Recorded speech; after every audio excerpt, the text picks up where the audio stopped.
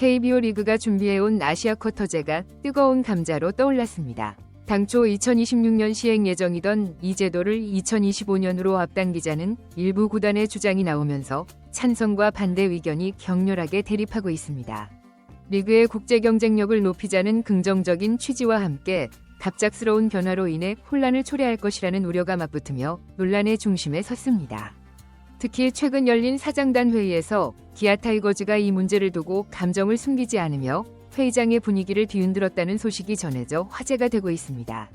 대체 무슨 일이 있었던 건지 빠르게 전달해드리겠습니다. 시청하시기 전에 구독과 좋아요는 영상 제작에 큰 도움이 됩니다. 아시아 쿼터제는 일본, 대만, 호주 등 아시아 국적의 선수를 외국인 선수 등록 범위에 1명 추가로 영입할 수 있도록 하는 제도입니다. 연봉 상한선 30만 달러와 최근 2년간 MLB 및 마이너리그 미출전 등의 조건이 붙어 비교적 저렴한 비용으로 리그 전력을 강화할 수 있습니다.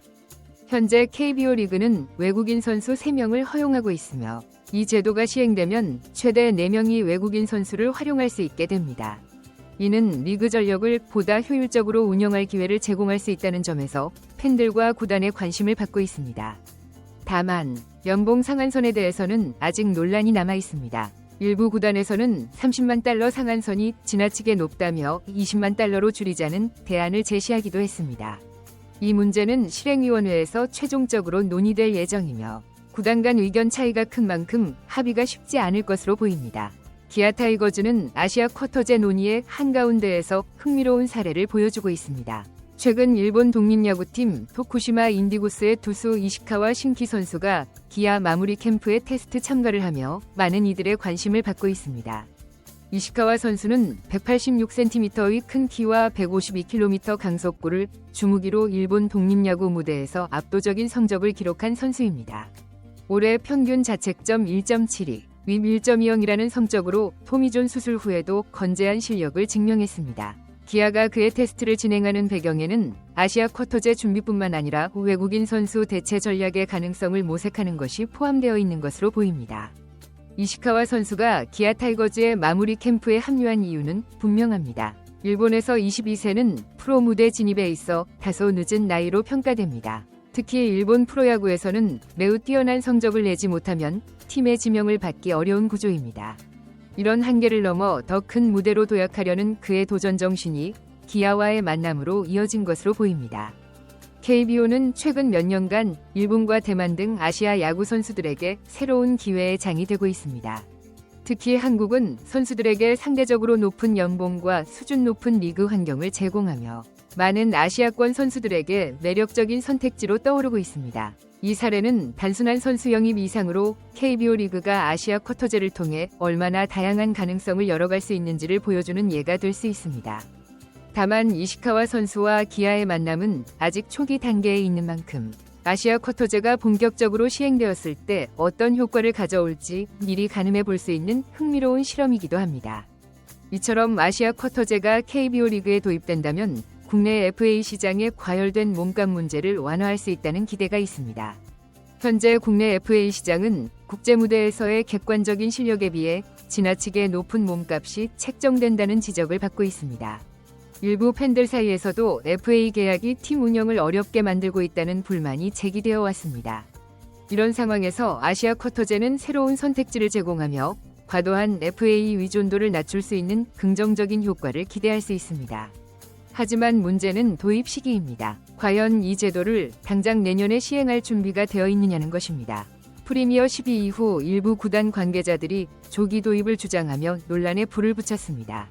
특히 FA 시장에서 원하는 성과를 내지 못한 삼성과 두산 등 몇몇 구단들은 아시아 쿼터제로 전력을 보강할 수 있다면 하루라도 빨리 시행하는 것이 유리하다며 강한 찬성 입장을 보였습니다. 그러나 한화, KT, LG 등 FA 시장에서 대형 계약을 맺은 구단들의 입장은 정반대입니다. 조기 도입이 기존 구단 운영 계획과 FA 전략을 혼란에 빠뜨릴 수 있다는 이유입니다. 기아 타이거즈 또한 내년 시행에는 반대 입장을 분명히 하며 갑작스러운 변화는 리그 전체에 악영향을 미칠 수 있다는 의견을 내비쳤습니다. 특히 조기 도입은 현재 진행 중인 FA 시장에도 치명타를 가할 수 있습니다. 30만 달러로 아시아 선수를 영입할 수 있다면 굳이 국내 FA에게 수십억 원을 쓸 필요가 있느냐는 현실적인 질문이 나오면서 현재 FA 시장에 남아있는 국내 중상급 투수들이 영입 우선순위에서 밀려날 가능성이 큽니다. 흥미로운 점은 팬들 사이에서도 조기 도입을 둘러싼 의견이 갈리고 있다는 것입니다. FA 시장에 과열된 몸값이 문제였던 만큼 아시아 쿼터제가 국내 선수들의 몸값 거품을 줄일 기회라는 점에는 환영하는 목소리가 많습니다. 하지만 팬들은 조기 도입이 갑작스럽게 논의된 배경 자체에 큰 불만을 가지고 있습니다.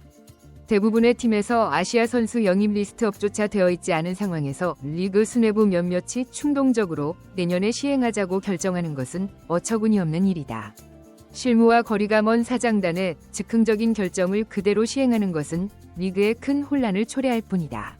이러한 반응은 팬들 사이에서 강한 공감을 얻고 있습니다. 잘 나가는 조직이 망가지는 사례 대부분은 이런 식의 톱다운 방식으로 수뇌부가 현장과의 소통 없이 내린 충동적인 결정 때문에 발생한다는 지적도 나왔습니다. 이는 리그의 신뢰도를 떨어뜨리고 운영의 일관성을 흔들 수 있다는 경고로 해석됩니다. 일부 팬들은 구단 체제 확대가 선수풀 문제를 해결하지 못했는데 아시아 쿼터제로 이를 보완하려는 발상이 웃긴 소리라고 비판했습니다. 지금도 프로라고 부르기 힘든 수준의 재능을 가진 선수들이 많다. 아시아 쿼터제는 리그를 장기적으로 발전시키는데 기여할 수 있겠지만 지금처럼 급하게 추진하는 것은 졸속 행정일 뿐이라는 목소리가 높습니다. 특히 팬들은 아시아 쿼터제가 갑작스럽게 시행될 경우 대만 리그와의 마찰을 우려하고 있습니다. 현재 대만 리그는 재창단 후 안정화를 진행 중인데 시즌 중반에 뛰어난 선수를 데려가면 대만 팬들이 강하게 반발할 것이다. 대만 리그는 이미 해외 리그의 선수 유출 문제로 불만이 큰 상황이다. 갑작스러운 시행은 리그 간 갈등을 초래할 가능성이 크다. 팬들은 2026년 시행이 가장 합리적인 선택이라고 입을 모으고 있습니다. 지금은 11월 말 스토브리그 한가운데 있는 시점이다. 12월에 실행위원회를 열어도 바로 결정될 보장이 없다. 실행이 통과 후 이사회 상정과 확정 이후 선수 영입까지 진행하려면 시간이 턱없이 부족하다. 또한 이미 2026년 도입을 목표로 준비해왔다면 계획대로 진행하는 것이 리그 신뢰도와 일관성을 유지하는 데 필수적이다. 동네 시장판도 아니고 국제적인 리그라면 원래 결정된 방향성을 흔들지 말아야 한다는 의견이 이어졌습니다. 이번 아시아 쿼터제 도입은 12월 초 실행위원회에서 이번 사안이 논의될 예정입니다. 만약 조기 도입이 결정된다면 FA 시장부터 구단 운영까지 거대한 파장이 예상됩니다. 아시아 쿼터제는 단순히 외국인 선수를 추가하는 제도 이상의 의미를 가집니다. 리그의 국제적 위상을 높이고 선수 영입의 다양성을 확대할 기회입니다. 그러나 급변보다는 신중함이 필요한 시점입니다. 리그의 발전은 하루아침에 이루어지지 않는다는 점을 되새기며 이번 논의가 단순히 몇몇 구단의 이해관계를 넘어 KBO 리그의 장기적인 성장을 도모하는 계기가 되길 기대해봅니다. 한편 내년 FA 시장을 앞두고 기아 타이거즈가 주목받고 있습니다. 내부 FA 자원인 양현종, 최형우, 박찬호, 최원준, 이준영의 계약 상황과 더불어 셀러리캡 관리 전략이 팀의 스토브리그 행보에 중요한 영향을 미칠 것으로 보입니다. 특히 많은 팬들이 내년 FA 시장에서 강백호를 잡으려는 기아의 움직임은 이미 시작된 것 아니냐는 예측을 내놓고 있습니다. 가장 큰 관심은 기아의 프랜차이즈 스타 양현종과 팀의 베테랑 타자 최형우에게 있습니다.